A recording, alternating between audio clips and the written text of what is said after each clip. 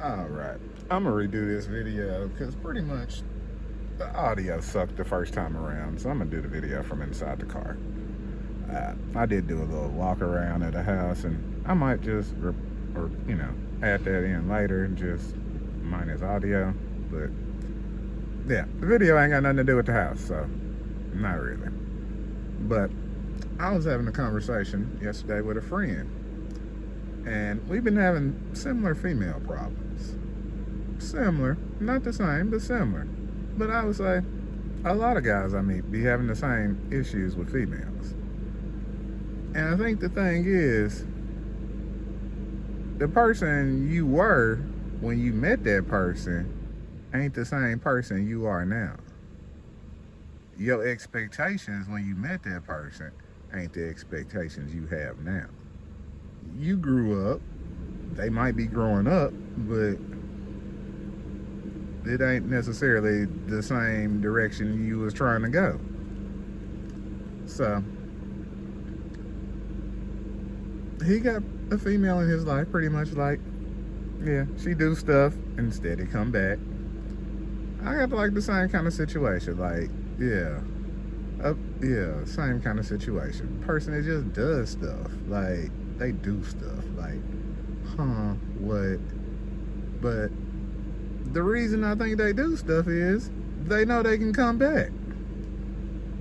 And then you can't keep trying to solve problems with the same person. Like, that person is already like showing disrespect towards you. Like, they treat you as an afterthought. Like, you are like third, fourth on their list of priorities in life. You know what I'm saying? Like, if at all, on their list of priorities. Like, you got to keep that in mind. So why keep investing in that person? We got down to it, and shortly thereafter he got off the phone with me and was like, yeah, I gotta take a nap. That's when I was like, yup, that was it. When something, like, it's like when you read the Bible. I bet you read a couple chapters in the Bible, you're gonna fall asleep. The thing is, like, when you take in a lot of information at one time that goes against something, it makes you tired. But okay, the point is, you invested in that person because you see somehow that person fills a void in your life. I just asked him, like, what does she do for you other than sex? Just basic, normal things, basic. Like, what is it special about her? He was like, I kind of see her like my mom. I was like, ding, ding, ding. That's the thing. But she ain't. Like, she has showed you complete disrespect. She has stolen from you. Like, she done a lot of stuff, and you feel like you did something wrong in this situation when you were doing everything for that person. I'm like, I hate to tell you this, but that's not a good situation.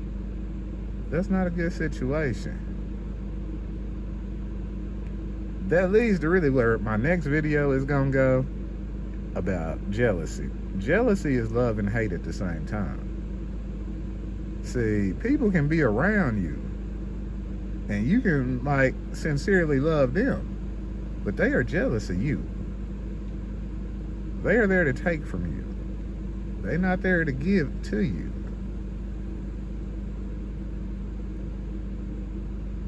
Also, I told him, here's how you find out if she's serious about anything.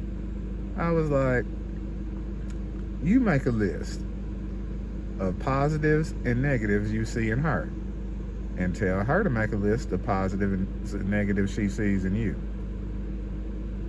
If she refuses to do it, or just the answers are just, basic as fuck, leave the whole situation alone, because she's not trying to work shit out. Like, she just playing games. And from this situation with him, like, since I'm not even in this situation, I would say she's just playing games. But that's the thing. When you are not a part of the situation, you can see the situation more clearly. So, even with your own personal situations, sometimes you got to step back and be like, what is the motivation for the other person? Because sometimes there's a motivation for the other person.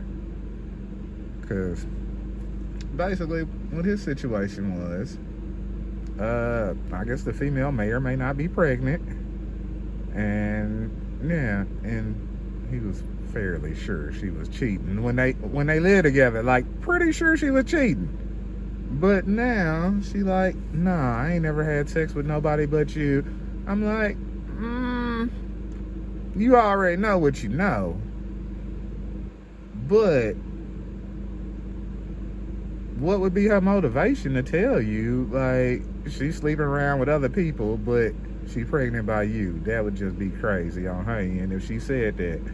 So, yeah, you got to use discernment. You got to use discernment.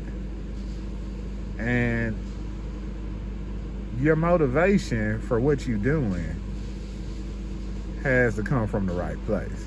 Sometimes it comes from the right place but goes the wrong way. You got to keep God full in your plan. Like, sometimes, like, you mean right, but there's, like, certain aspects of the situation that is your plan versus God's plan. And that is a thing to keep in mind. Watch who you invest into. Watch who you sow into. Like, matter of fact, just thinking about it, since I'm just looking at this yard right now. It ain't no grass in this yard.